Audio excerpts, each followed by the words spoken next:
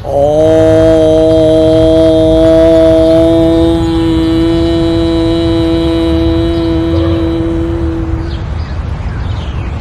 राधा कृष्णाभ्यां नमः। ओम गंगणपतये नमः। ओम नमो भगवते वासुदेवाय। श्रीमद्भागवत महापुराण। कृष्णं नारायणं वन्दे कृष्णं वन्दे व्रजप्रियं कृष्णं द्वैपायनं वन्दे कृष्णं वन्दे प्रथासुतम्। अथ तृतीयो अध्यायः। भगवान के लीला चरित्रों का वर्णन। सम्मानित श्रोतागण, आज हम लोग तीसरे स्कंद के तीसरे अध्याय का पाठ करेंगे। यह अध्याय अपने पहले अध्याय से जुड़ा हुआ है। इस अध्याय में महात्मा विदुर जी के पूछने पर श्रीमान उद्धव जी ने भगवान कृष्ण को याद करके उनके संबंध में घटी हुई हर घटनाओं को संक्षेप में प्रस्तुत किया। भगवान श्री कृष्ण से जुड़ी हुई इन घटनाओं में उद्धव जी को कंस का वध, कृष्ण और रुक्मिणी का विवाह, फिर कृष्ण और सत्यभामा का विवाह तथा भगवान श्री कृष्ण द्वारा पांडवों की सहायता की बात बताया। इस अध्याय में भगवान के गृहस्थ आश्रम का धर्म पालन करना तथा फिर धीरे धीरे गृहस्थ से संन्यास की तरफ बढ़ने का वर्णन किया गया है। अतः आइए अब हम सब मिलकर भागवत के इस अध्याय का पाठ करते हैं। हरि ओम तत्सत। अथ तृतीयो अध्यायः। भगवान के अन्य लीला चरित्रों का वर्णन। उद्धव उवाच ततः स आगत्य पुरं स्वपित्रोश्चिकीर्षया संबलदेव संयुतः निपात्य तुंग्रादिपयूथनाथं हतं व्यकर्षद व्यसुमोजसोर्व्याम। उद्धव जी कहते हैं, इसके बाद श्री कृष्ण अपने माता पिता देवकी वसुदेव को सुख पहुंचाने की इच्छा से बलदेव जी के साथ मथुरा पधारे और उन्होंने शत्रु समुदाय के स्वामी कंस को ऊंचे सिंहासन से नीचे पटककर तथा उसके प्राण लेकर उसकी लाश को बड़े जोर से पृथ्वी पर घसीटा।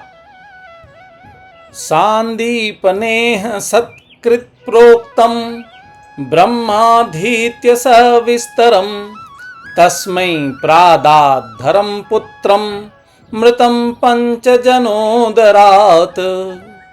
समाहुता भीष्मक कन्यया ये श्रियः सवर्णेन बुभूषयैषां गान्धर्ववृत्त्या मिषतां स्वभागं जह्रे पदं मूर्ध्नि दधत्सुपर्णः कुकुद्यतो अविद्वंसो दमित्वा स्वयं वरे नाग्नजितिमुवाह तद्भग्नमानानपि गृध्यतोज्ञा जङ्घे अक्षतः शस्त्रभृतः स्वशस्त्रैः प्रियं प्रभुर्ग्राम्य इव प्रयाया विधित्सुरार्च्छद द्युतरं यदर्थे वज्रयाद्रवत्तं सगणोरुषान्धः क्रीणामृगो नूनमयं वधूनां सुतं मृधेखं वपुषाग्रसन्तं दृष्ट्वा सुनाभोन्मथितं धरित्रा आमन्त्रितस्तस्य नायशेषं दत्त्वा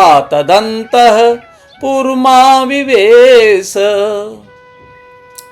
सांदीपनी मुनि के द्वारा एक बार उच्चारण किए हुए सांगोपांग वेद का अध्ययन करके दक्षिणा स्वरूप उनके मरे हुए पुत्र को पंचजन नामक राक्षस के पेट से यमपुरी से लाकर दे दिया।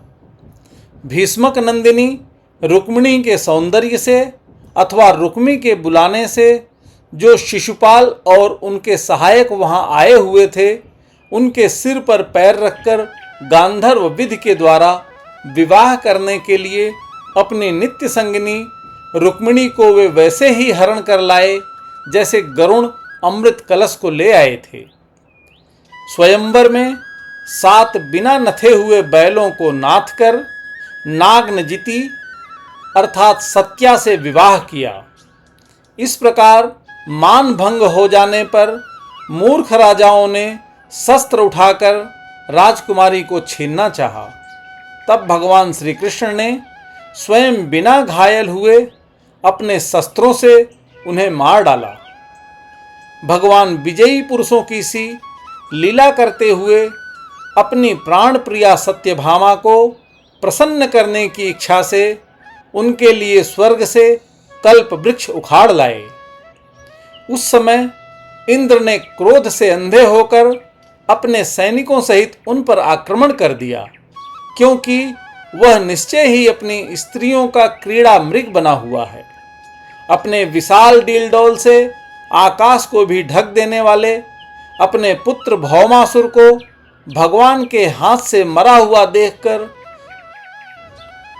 पृथ्वी ने जब उनसे प्रार्थना की, तब उन्होंने भौमासुर के पुत्र भगदत्त को उसका बचा हुआ राज्य देकर उसके अंतःपुर में प्रवेश किया।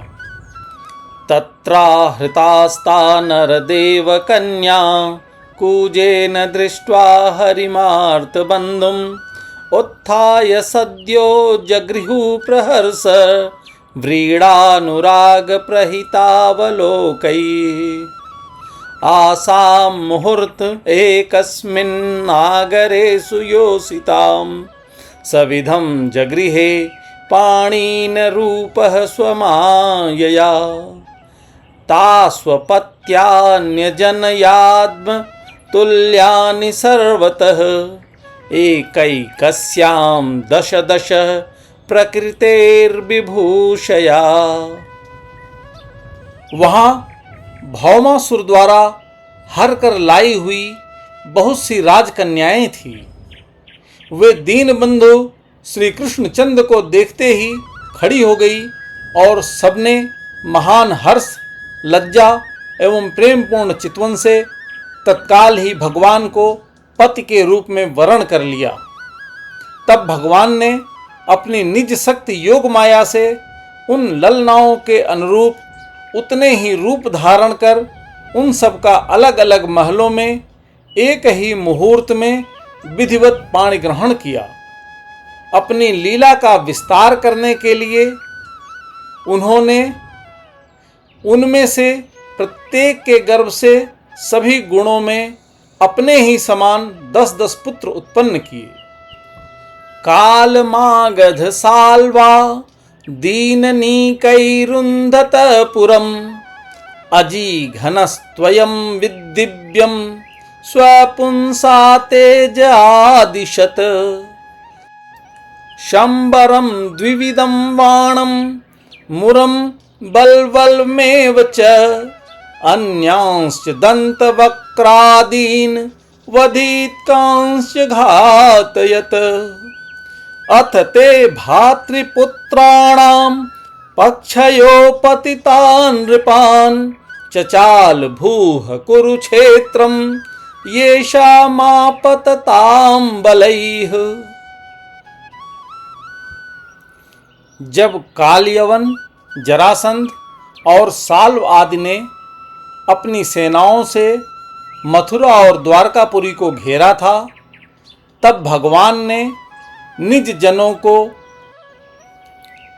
अपनी अलौकिक शक्ति देकर उन्हें स्वयं मरवाया था। शंबर, द्विविध, वाणासुर, मुर, बलवल तथा दंतवक्र आदि अन्य योद्धाओं में से भी किसी को स्वयं उन्होंने मारा था और किसी को दूसरों से मरवाया।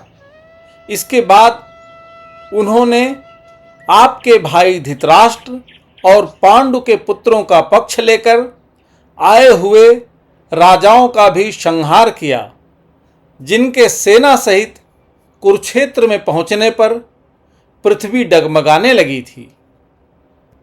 स कर्ण दुस्साहसन सोबलानां कुमंत्र पाकेन हत श्रियायुषं सुयोधनं सानुचरं सयानं भगनोर्मूर्व्यां न ननन्द पश्यन् कियान् भुवो अयं क्षपितोरुभारो यद्र द्रोण भीष्मार्जुन भीममूलै अष्टादश औक्षहिणी को मंदसै रस्ते बलम दुर्विशहं यदूनाम मिथो यदैषां भविता विवादो मध्वा मदाताम्र विलोचनानां नैषां बधोपाय यानतोऽन्यो मय्युद्यते अंतर्दधते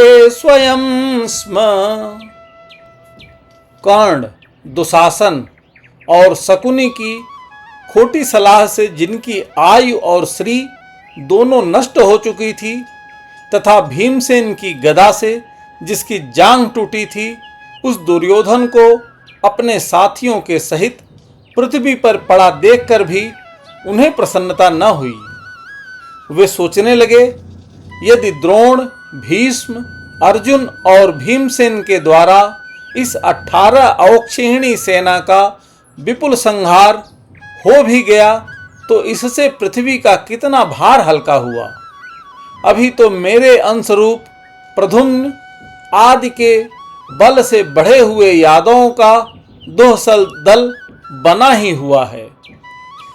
जब ये मधुपान से मतवाले होकर लाल लाल आंखें करके आपस में लड़ने लगेंगे, तब उससे ही इनका नाश होगा। इसके सिवा और कोई उपाय नहीं है।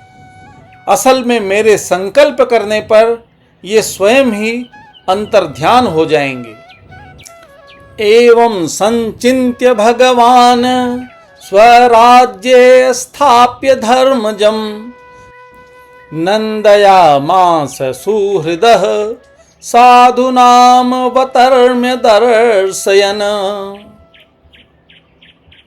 उत्तरायां घृतः पूर्वोर्वंशः साध्वभिमन्युना स वै द्रोण्यस्त्र संच्छिन्नः पुनर्भगवता घृतः आयाजय धर्मसुतमश्वमेधैस्त्रिर्विभुः सोऽपि क्षाम्युनजैरक्षन् रेमे कृष्णम् अनुव्रतः भगवानापि विश्वात्मा लोकवेदपथानुगः कामान् सिषेवे द्वारवर्त्यां सक्तः सांख्यमास्थितः। यूं सोचकर भगवान ने युधिष्ठिर को अपनी पैतृक राजगद्दी पर बैठाया और अपने सभी सगे संबंधियों को सत्पुरुषों का मार्ग दिखाकर आनंदित किया। उत्तरा के उदर में जो अभिमन्यु ने पुरुवंश का बीज स्थापित किया था, वह भी अश्वत्थामा के ब्रह्मास्त्र से नष्ट सा हो चुका था, किंतु भगवान ने उसे बचा लिया। उन्होंने धर्मराज युधिष्ठिर से 3 अश्वमेध यज्ञ करवाए और वे भी श्री कृष्ण के अनुगामी होकर अपने छोटे भाइयों की सहायता से पृथ्वी की रक्षा करते हुए बड़े आनंद से रहने लगे। विश्वात्मा भगवान ने भी द्वारकापुरी में रहकर लोक और वेद की मर्यादा का पालन करते हुए सब प्रकार के भोग भोगे, किंतु सांख्य योग की स्थापना करने के लिए उनमें कभी आसक्त नहीं हुए।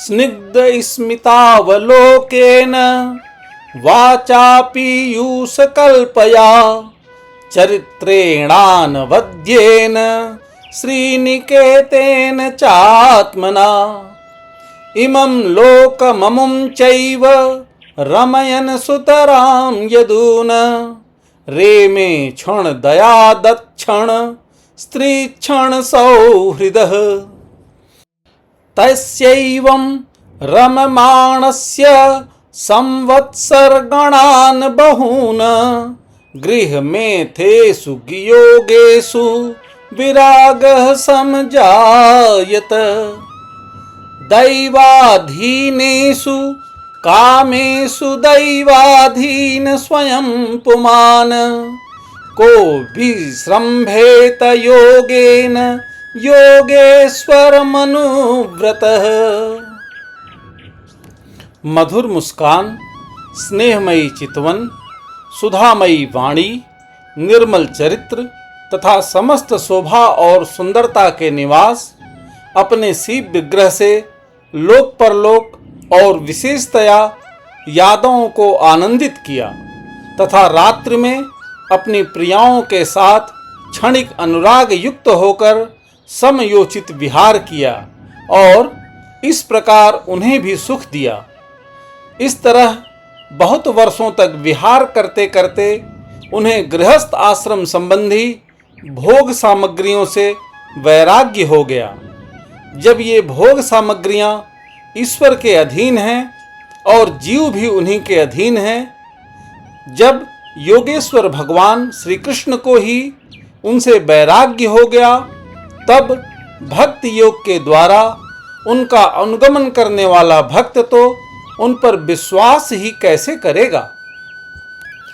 पुर्यां कदाचित् क्रीडद्भिर्यदुभोज कुमारकैः कोपिता मुनयः सेपुर्भगवन्मत कोविदाः ततः कतिपैर्यामा सैर्वृष्णिभोजान्धकादयः ययुः प्रभासं संहृष्टा रथैर्देव विमोहिताः तत्र स्नात्वा पितृदेवान् ऋषिश्चैव तदम्बसा तपर्यित्वाथ विप्रेभ्यो गावो बहुगुणा ददुः हिरण्यं रजतं संज्ञां वासांस्य जिनकम्बलान् यानं रथानिभान् कन्या धराम वृत्तिकरीमपि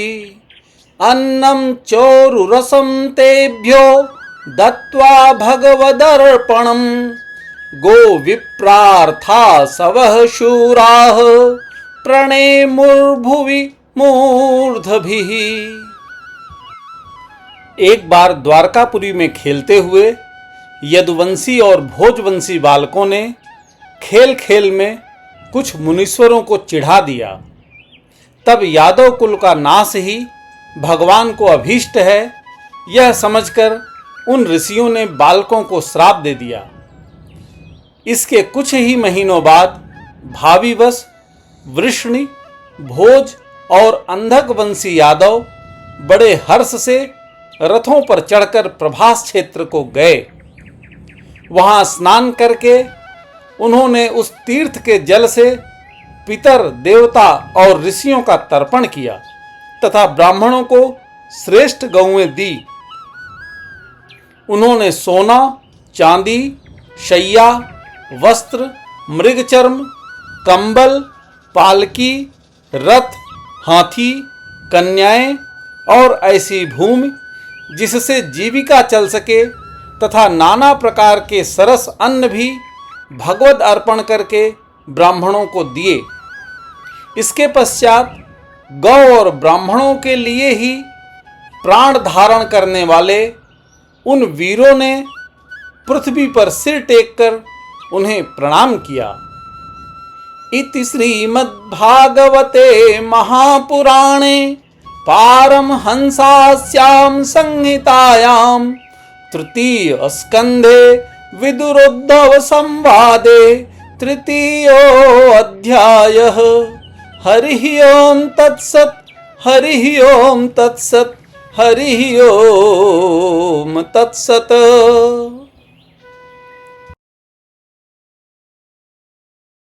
कृपया लाइक, शेयर और सब्सक्राइब करें।